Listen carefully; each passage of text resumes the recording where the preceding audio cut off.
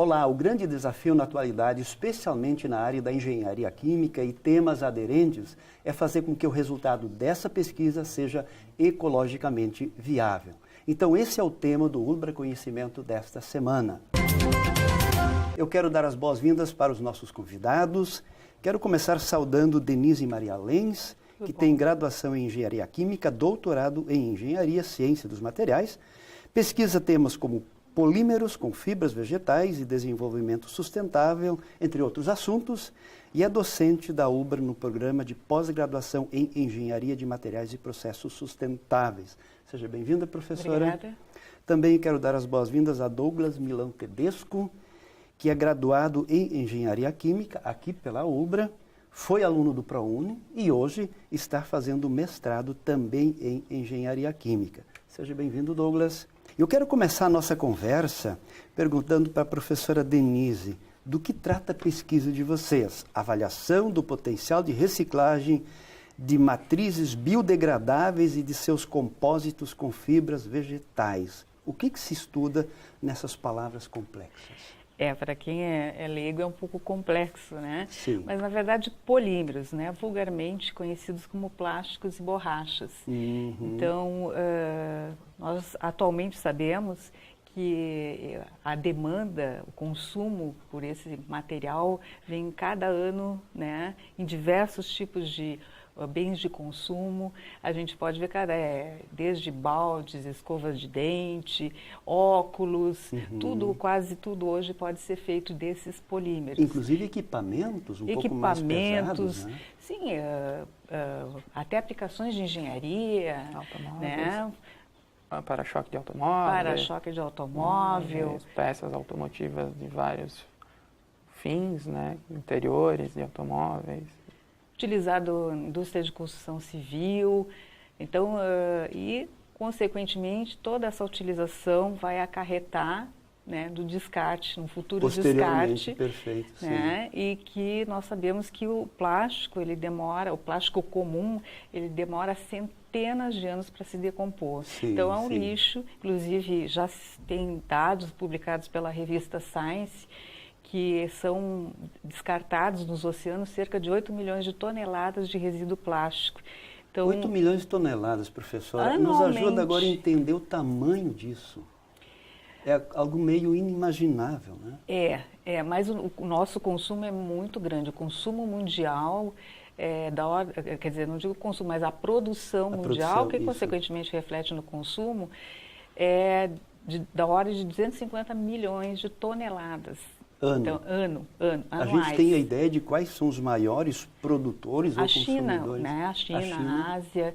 O Brasil também, não saberia dizer exatamente, teria que ver, mas 15º produtor mundial, né? Em torno dessa colocação.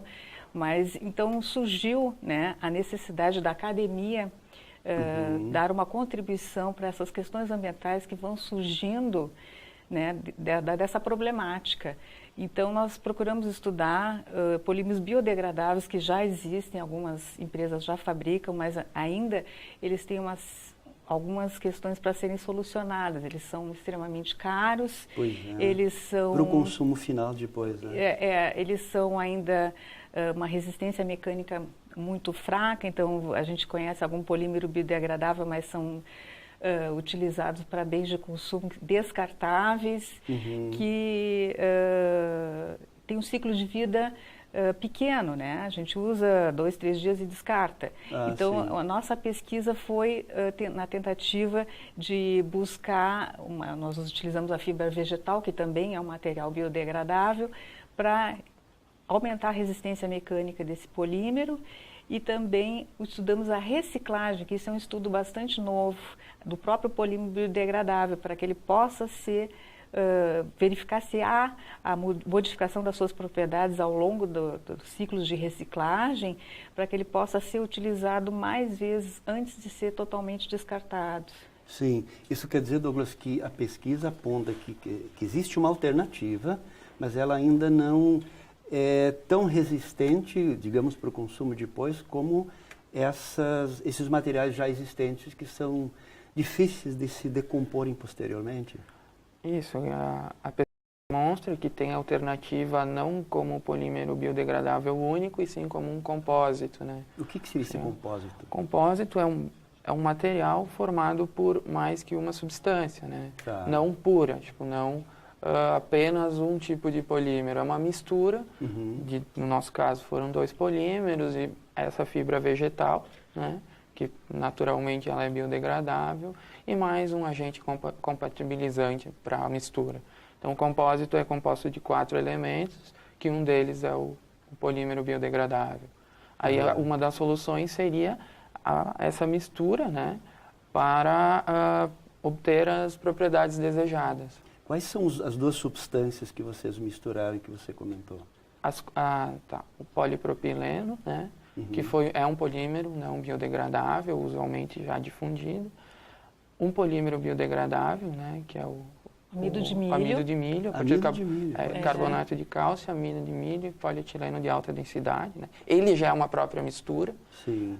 A fibra vegetal, que é de uma planta, tipo um cacto, curauá, parecido com o sisal, que também é uma planta. Ela vem da Amazônia. Da Amazônia. É fabricada aqui produzida, desculpe, na Amazônia. E um agente compatibilizante, que é anidrido maleico, para compatibilizar a mistura, assim. Ele tem essa finalidade. Então, essa mistura desses 4 elementos que formulou o compósito para obter-se propriedades mecânicas desejadas para uma aplicação final, como, por exemplo, está comentando, para-choque, afins, esse tipo. Sim.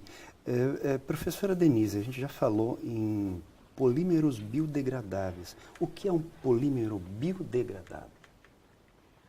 Biodegradável é aquele polímero, existem normas uma norma que define que o polímero, para ser considerado biodegradável, ele tem que ter 90% da sua massa inicial já se decomposta em CO2 e água, dióxido de carbono e água, após 90 dias, quando eles for colocado em condições de compostagem. Não é eu pegar o meu botão aqui de plástico e deixar o meio ambiente aqui em cima da mesa, ele vai se decompor.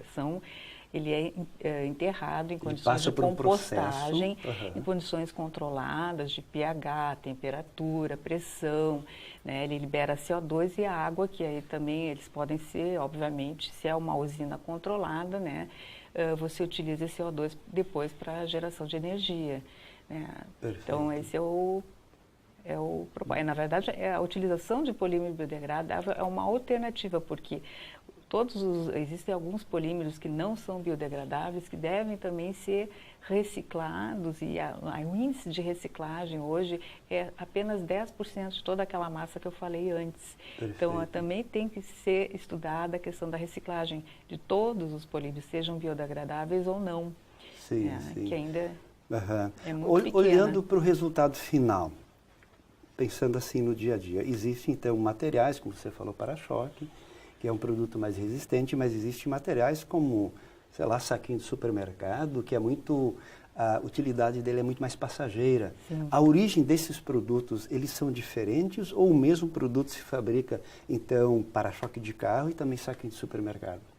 Não, são polímeros diferentes. A origem é diferente. A origem é diferente, porque polímeros, como a Denise já comentou, é usualmente chamado de plástico, né? Sim. Mas existem vários tipos de polímeros, que, só exemplificar, o sacolinhas plásticas seria o polietileno.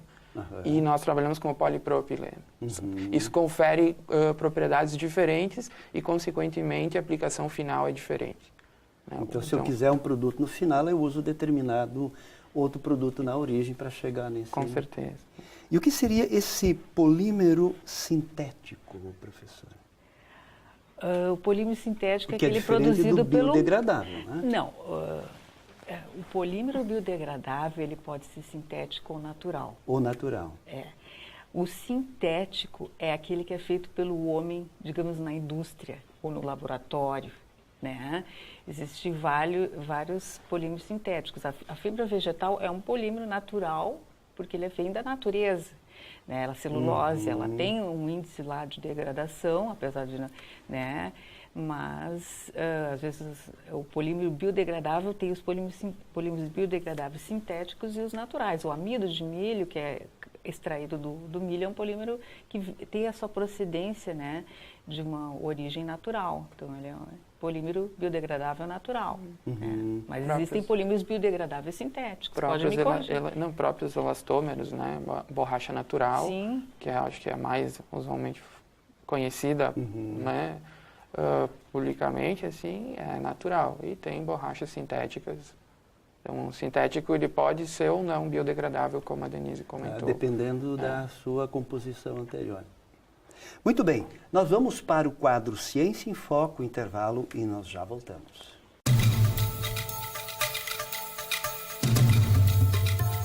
O quadro Ciência em Foco de hoje vai falar sobre os polímeros e seus processos de transformação. Os polímeros eles estão inseridos na vida de toda a população. Vários tipos de materiais antigamente usados com outros tipos de matérias-primas hoje são utilizados através de matérias-primas poliméricas. Entre os processos mais comuns de transformação estão os processos de injeção, onde são feitas a maioria das peças de plásticos rígidos, utilizados no dia a dia, como potes, canetas, hastes de óculos, outros tipos de materiais são obtidos por esse processo.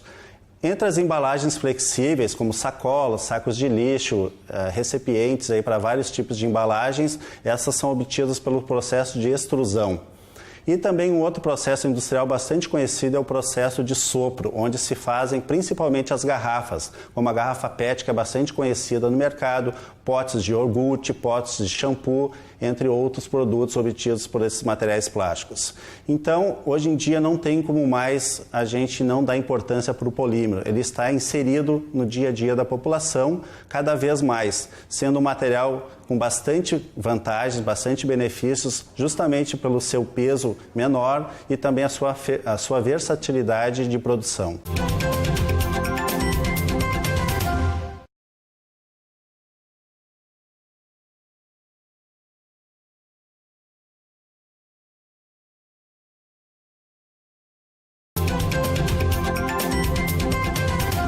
Polímeros biodegradáveis é o tema do Ubra Conhecimento dessa semana.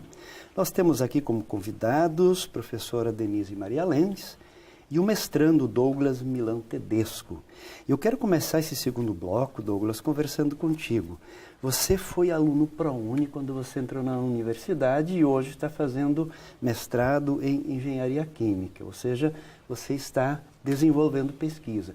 Conta um pouquinho para nós como foi essa tua trajetória. Você entrou pelo ProUni e na continuidade começou a te aproximar da pesquisa? Eu entrei como bolsista ProUni na Ubra, né? E já no segundo semestre tinha disponível uma vaga para bolsista de iniciação científica, com bolsa FAPERGS, pela professora Denise, ligada ao programa de pós-graduação em materiais e processos sustentáveis da Ubra. Me candidatei à vaga e consegui essa vaga. Continuei a cursar Engenharia Química, que era um dos requisitos, né? Sim. E ao longo da trajetória da acadêmica, realizei esse período que foram 4 anos, né, aproximadamente, de pesquisa com a Denise no tema de avaliação das propriedades e potencial de processamento de polímeros biodegradáveis. Então, isso me possibilitou, me aproximou da pesquisa, principalmente da área acadêmica, que até então não era tão próxima assim, e me instigou a talvez começar um mestrado, pensar nessa ideia na época. Até a Denise que cativou muito essa ideia e provocou, né? E aí, quando eu obtive a graduação aqui, eu já me candidatei no edital da URGS de mestrado em Engenharia Química. Sim. E consegui ingressar lá para cursar. E a tua ideia de dar continuidade a essa pesquisa? Ainda não está definido isso, né? Ainda a gente não tem, porque eu estou no segundo semestre, aí esses primeiros semestres são as disciplinas lá, e depois se cai em algum grupo de pesquisa. Sim. Mas é interessante, eu acho que a trajetória do Douglas, professora, que ele é um aluno ProUni, que entra na faculdade pela possibilidade da existência do ProUni, e hoje faz mestrado, ou seja, na continuidade vai ser pesquisador. Então, isso significa que o aluno, seja ele qual for a situação, pode, digamos, seguir uma trajetória idêntica àquela que você seguiu. Pode, com certeza pode, né? só ter um pouco de dedicação e não é tão difícil assim. E se muitos conseguiram, eu consegui o aluno também. tem que ter um perfil, né, gostar de pesquisar, ter curiosidade, né? Tem pessoas que têm, outras não, né? O Douglas, eu sempre incentivei ele a fazer esse tipo de pesquisa, porque a gente percebe o aluno que gosta de fazer pesquisa, tem curiosidade, né? Então, e ele também tinha iniciativa própria, tem ainda, né? E eu acho que ele tem tudo para seguir um doutorado aí, né? E também a gente não é pesquisador por 8 horas por dia e acabou, né? Ou seja, são 24 horas e muitas vezes... né? Sempre pensando, né, no que possa melhorar, ou fazer uma formulação nova, ou colocar algum aditivo na formulação, né? Eu que sou da área de química, né, mas tem outros tipos de pesquisa também aqui na universidade. Sim, sim, perfeito. Bom, onde vocês devem estar pensando bastante, especialmente a professora Denise, deve estar pensando numa planta chamada curauá, que vocês utilizam para o projeto. Conta um pouco, vamos conversar um pouco sobre essa planta. Ela é nativa do Brasil? Sim, ela vem da Amazônia, né, de Belém, né, do Pará. Mas ela existe aqui na região sul também? Não, aqui não. Ela é da família do abacaxi, mas ela é Ananas erectifolius, né? É o nome científico. Sim. Mas ela parece um abacaxi. Então, né? Parecido com um pé de abacaxi, a gente poderia dizer. Então ela vem da folha, né? Existe todo um tratamento. Hoje muitos já têm cooperativas, inclusive ela já é utilizada. Quer dizer, ela já é cultivada para essa finalidade de... Sim, para fazer compósitos. Inclusive já tem automóveis da Volkswagen que usam em tampas do porta-mala, a parte interna, já tem uma produção de algumas dessas cooperativas que usam essa fibra para fazer esse tipo de material. Exatamente essa planta, porque ela proporciona mais condições? Nós temos fibras vegetais, tem a de sisal, tem o cânhamo, tem a fibra de coco. A fibra de curauá tem dados da bibliografia que ela tem uma resistência mecânica específica, né? Semelhante à da fibra de vidro. Então, ela tem uma resistência mecânica muito boa. Né? Então, fora que todas aquelas vantagens que se tem da fibra vegetal, que ela é relativamente barata, né? Ela tem... Agride menos os equipamentos de processamento, de polímeros. É biodegradável naturalmente, porque a fibra de vidro não é. Sim. E ela também não é tóxica, né? Não é um material tóxico. A fibra de vidro pode vir a ser tóxica, né? Pois é, eu queria conversar um pouco sobre isso, né? Tem materiais biodegradáveis, tem materiais recicláveis. Esse fato de ser reciclável ou não, isso depende do quê? Da fonte original que ele é produzido ou do processamento que se dá no encaminhamento até que chega no produto final? O polímero, ao contrário de uma latinha de alumínio, né, que é um material metálico, o polímero ele não pode ser reciclado indefinidamente sem perder suas propriedades mecânicas. Ou seja, ele pode ser reciclado algumas vezes, depois acabou. Isso também ainda é uma coisa muito recente. Já se estudou, por exemplo, o polipropileno puro, que a gente estava falando antes de embalagens, ele é utilizado mais em embalagens rígidas, como balde, né? Ele tem um pouquinho de resistência maior. Mas o polipropileno, ele já tem estudos que ele pode ser reciclado até aproximadamente só 10 vezes, ou seja, ele pode ser reciclado nas máquinas até 10 vezes, sem perda de suas propriedades. Aí depois ele vai ser colocado em aterros. Espera-se que sejam aterros controlados. Ou seja, ele vai ficar em algum lugar. E demora centenas de anos para se decompor. Quer dizer, a gente está dando como sociedade, como se fala na linguagem popular, um tiro nos próprios pés, né? Nós estamos produzindo elementos que nós usamos e nem reciclamos tanto, quanto você já comentou, e depois vão ficar em algum lugar. Com certeza.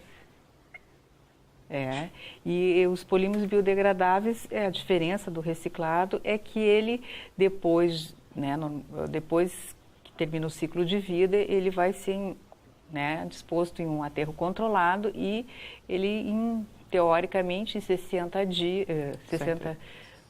6 meses, desculpe, 90 dias, 6 meses, ele se converte em CO2 e água. Né? Quer dizer, então ele já é incorporado na natureza novamente. É. Né? Então, como funcionamos nós, como Brasil, dentro dessa produção agora de polímeros biodegradáveis? Qual é a nossa escala? Isso é pequeno ainda, a gente já está bem avançado? Tem a BASF, que é alemã, né? É uma das maiores produtoras de polímeros biodegradáveis. Né? Eu já trabalhei com o Ecovil, o Ecobras, que são polímeros comercializados pela BASF. O Brasil tem a maior biomassa do mundo, tem toda a oportunidade de fazer polímeros biodegradáveis provenientes de fontes renováveis, mas ainda está engatinhando nessa área. Então, o Brasil, que tem a maior biomassa do mundo, que tem uma oportunidade bastante grande para a produção de polímeros biodegradáveis provenientes de fontes naturais, ainda está engatinhando ainda nesse assunto, né? A produção ainda é muito baixa, que na verdade o consumo ainda, né, é muito baixo, né? As empresas ainda não estão muito preocupadas com essa questão ambiental, uma vez que a legislação ainda é muito precária, né? Ou seja, produzir, eu estou pensando no fim, materiais biodegradáveis ainda economicamente não vale a pena. Economicamente talvez não, mas ecologicamente, do ponto de vista ecológico, claro. Sim. Então esse é o nosso desafio. Qual seria hoje, assim, o país que mais está preocupado, digamos, com essa questão do biodegradável naquilo que é produzido dentro do assunto que a gente está falando? Eu acredito que seja a Alemanha, né? Tendo em vista, ela tem muita preocupação, né, com essas questões ambientais, produz mais polímeros, recicla mais plásticos. Acho que a comunidade europeia como um todo, assim, em geral, como um todo, porque a maioria é lá nos Estados Unidos, mas a comunidade europeia como um todo essa questão da reciclagem e biodegradação, eu acho que é o que é pioneiro. Porque é uma questão de consciência ecológica e a partir disso se tenta remodelar toda a sociedade. Sim, as próprias legislações deles são mais exigentes, né? Eles estipularam ano para que todas as partes do carro, do automóvel, sejam feitas de materiais reciclados. Se não me engano, até 2020, não existisse mais material. Né? Então, isso também, né, instiga os professores, a academia a fazer pesquisa, né, para procurar materiais alternativos. A política, né, como a Denise já comentou, que instiga e dá obrigatoriedade, e também a infraestrutura de recolher esses plásticos, como acho que todo mundo já viu. A Alemanha tem no supermercado aquelas máquinas que recolhem o PET, né, e se recebem um crédito de volta a cada garrafa PET descartada, né? Olha só. E também isso, criar uma cadeia que seja possível e facilite o consumidor a devolver esse plástico o melhor possível para ser reciclado, né? Perfeito. Muito bem, nós vamos para o quadro Dica do Programa e já voltamos para o recado final.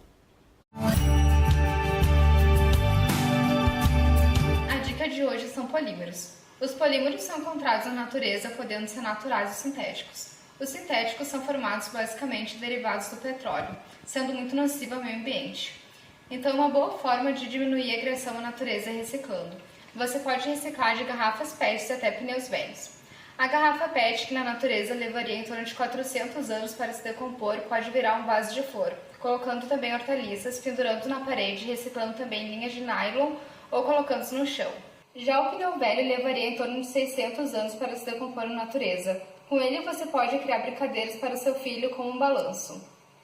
As tampinhas de garrafas também são uma boa forma de reciclar. Elas podem virar um boneco até um lustre para a sua casa, podendo também virar um descanso de mesa até a decoração de um espelho. Você pode usar a sua imaginação e criar vários outros itens com elas. É bom lembrar também que usar copos descartáveis e canudinhos é muito nocivo à natureza e aos animais marinhos. Se possível, sempre substituí-los. Polímeros biodegradáveis é o tema do Ubra Conhecimento dessa semana. E nós vamos agora para o recado final dos nossos convidados. Professora Denise Maria Lenz, qual é o seu recado final sobre esse complexo assunto? Na verdade, a gente não tem que tratar esse assunto como um complexo. A gente tem que, no nosso dia a dia, saber utilizar os materiais na nossa casa, né?